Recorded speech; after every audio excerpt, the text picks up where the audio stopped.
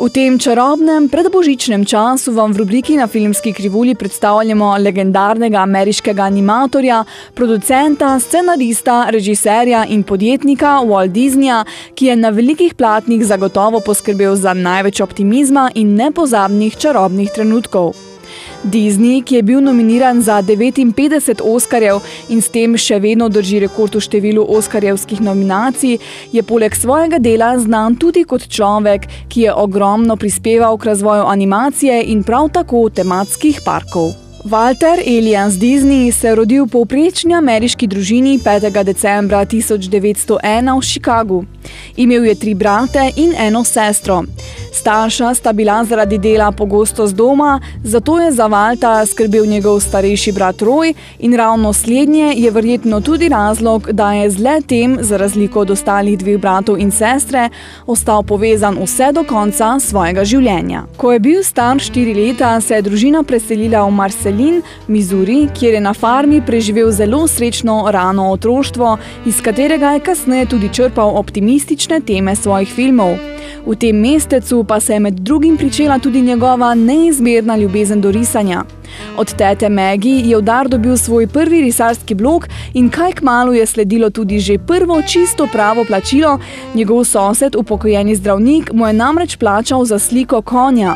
Kako veliko mu je pomenilo to mestece in predvsem življenje v njem, je pokazal tudi s tem, da je glavna ulica v Disneylandu, imenovana Main Street, v bistvu kopija glavne ceste iz Marcelina.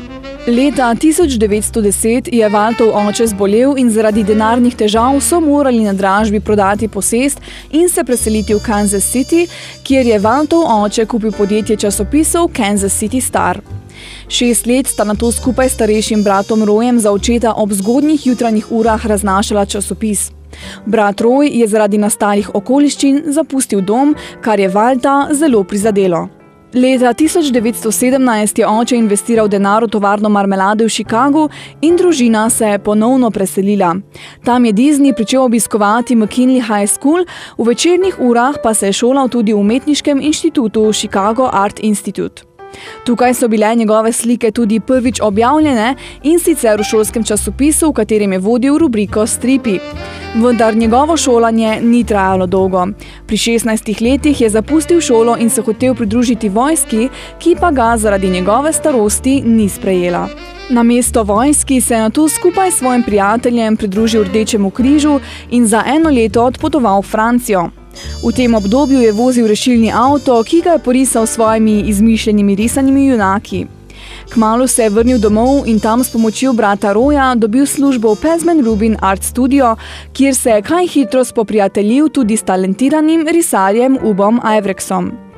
Nadobudna in zagnana dvojica je v januarju leta 1920 ustanovila svoje lastno podjetje, imenovano Ivereks Disney Commercial Artists, za grafične in animirane storitve, ki pa je hitro propadlo, saj ljudje niso upali koristiti uslug takrat še neizkušene in neuveljavljene dvojice. Partnerja sta tako odšla vsak svojo pot. Disney ni opustil svojih sanj, kar je tudi eno izmed njegovih glavnih vodil, temveč je svojo srečo poizkusil še v filmski meki Hollywoodu. S predstavitvijo nadaljujemo v naslednji oddaji o filmu in filmski umetnosti Veliko platno.